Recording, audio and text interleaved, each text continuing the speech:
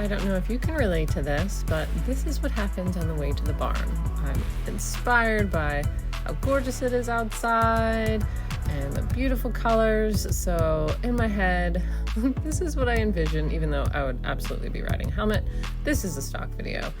But I think, oh man, this would be so fun to just go for a trail ride outside. It's gorgeous. And maybe even I would gallop around. Wow, this would be like the most epic day. We could have a nice canter outside and feel the wind in our hair, me with a helmet on, of course. And that's exactly what I think.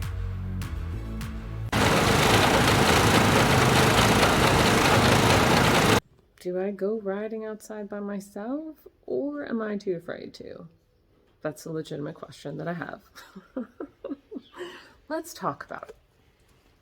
Hey there, everybody, and welcome back to another Aging Equestrian vlog. I'm Christy. I'm doing things a little bit differently today because this is a bit of an improv vlog today, because I had some ideas and then they kind of sort of had to change. And as I was driving back from doing a lot of the videoing of the vlog, I realized I needed to kind of format it differently and edit it differently. So here I am in my truck, in my orange truck on this gorgeous fall day.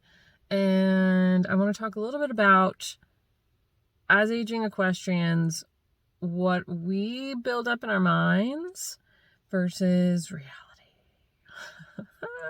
So I am sitting here on this brilliant 70 degree October the 1st day with gorgeous fall leaves in our mountain area.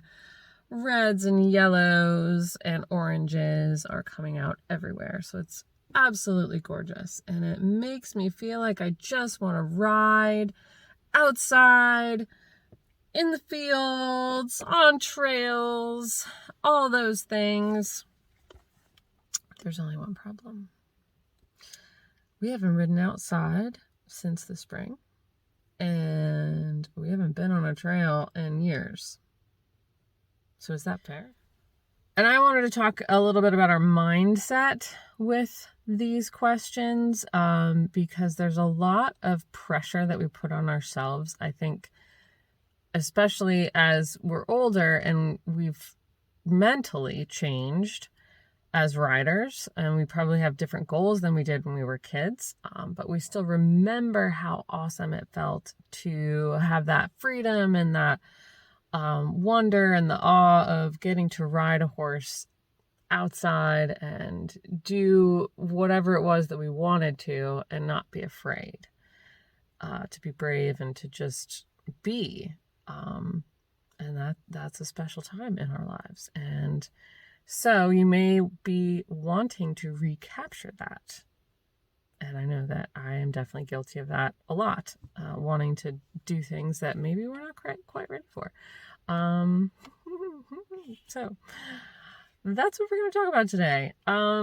So we're going to go through some of these clips and some of the things that I went through today with wanting to do some of this stuff, and then what I ended up doing instead. So check these out.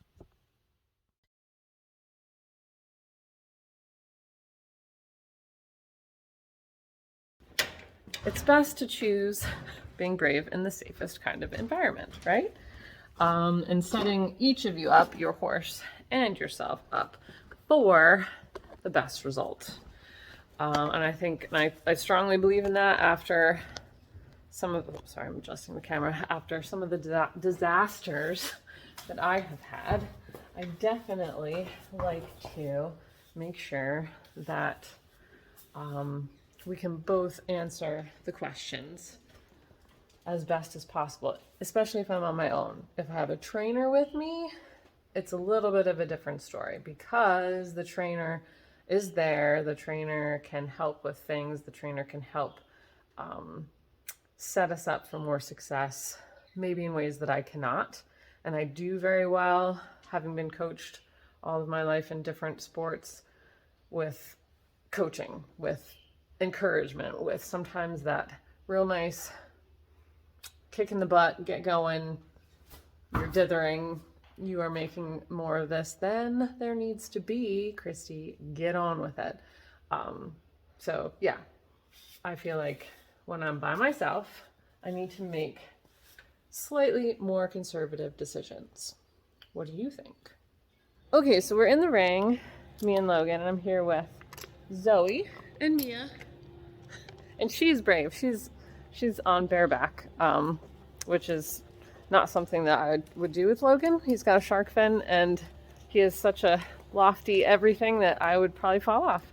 But we were just thinking about going outside, and then like we're kind of scared of going outside.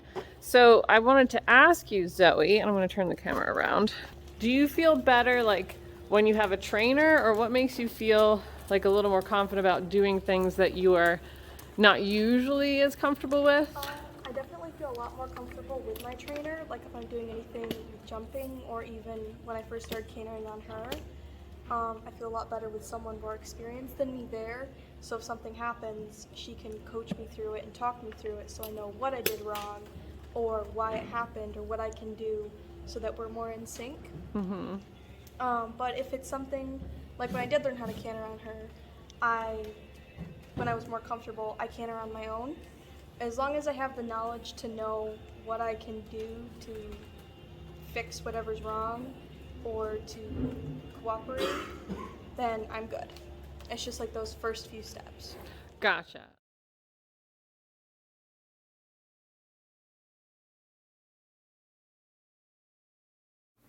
This is really fundamental for me. I definitely always make sure I have my safety equipment on, sticky seat pants, helmet, etc. But I really feel like if I don't get a good groom in, if I don't feel like I've really connected with Logan and helped him relax and helped myself relax because I see him relaxing, then it feels like a weird ride, like I almost didn't warm up for something. So this is definitely part of our ritual, and I highly suggest you also doing something that helps you connect with your horse. It doesn't necessarily have to be grooming. You could do groundwork beforehand, something else, whatever it is that comes up with that works for you. But this, you can see how much he enjoys this, and I enjoy it. It does put him in a very relaxed state, and I find that because I really like to give massage, it puts me in a relaxed state too. So that's one of my tips. Find something that really grounds you both and do it before every ride. Okay, so we are in here. We are riding. This is going to be my brave thing where I hold the phone and do some talking. So one thing I wanted to say is that I think it's perfectly fine where if there is some sort of, issue with an area of the ring, and you're alone and you do want to do some riding, but you don't have the confidence or you don't want to bother with it's just not the day to kind of take on training yourself and training the horse in that area. Like, there's a whole other part of the ring, right? I've actually had one of the best lessons, and I mean best as in most challenging, when I had to ride just in one half of the ring. They were building, similar to this, something outside that was like right at the end of the ring, and it was so loud, and it was like, they were using drills and screws and hammers and saws, and it was just really, really, really loud. And so the horses didn't like it. And so my instructor literally set up the entire course, a jump course, in one half of the ring. And she made it so that we had to ride in that half of the ring, and we had to use every ounce of our skill sets to get around this tiny, tiny course. And it was really epic. So you can do a lot of good work. You can work on a lot of really good things and still avoid like a scary part of the ring, and that's fine because you and your horse doesn't know. Your horse is like, it's cool, you're telling me to do these things. We're going to practice doing this stuff. So if you can only be in one half of the ring and you're alone and you're worried about it, be in one half of the ring and make it the best half of the ring, make it still a challenge for you in a safe way. So I think that could work very well. So today we are done with our abridged half of a ring workout, and actually it definitely was good. It was challenging. I did some no stirrup work, and I'll tell you why I did that. Because I wanted to feel braver. So that pressure that we feel sometimes to go and do things is because we think we're supposed to be something. Like maybe our former 15-year-old horse girl selves. And we're not that person without the prefrontal cortex knowledge of consequences.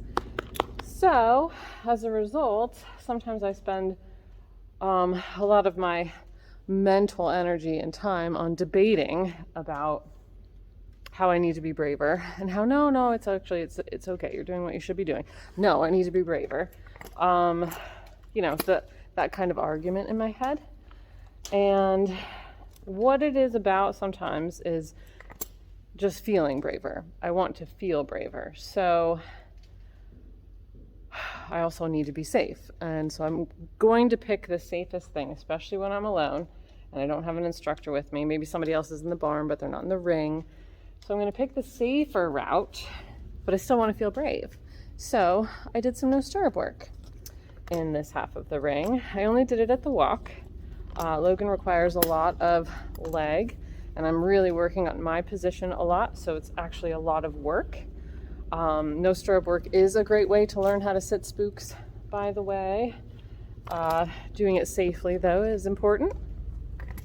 So I did no stirrup work, and we worked on our straight lines, which are very difficult if you really work on straight lines, because everybody's got a better side. Usually a horse will try to bulge or do something, and sometimes it's because of us. Sometimes it's because of a weakness on their part, or maybe something they're just used to doing. So yeah, we worked on a lot of that stuff. We did a little bit of canter, which is also a brave thing, and doing it in the smaller circles and then coming back to the trot. And yeah, so we managed to do things that are not easy. So we challenged ourselves, but we did it in one half of the ring safely. So even though I didn't get to spend the day outside with Logan, I did get to spend it outside with my dogs. So I got everything I needed, really. I practiced my bravery, I accomplished some things, and I played outside in the gorgeous weather.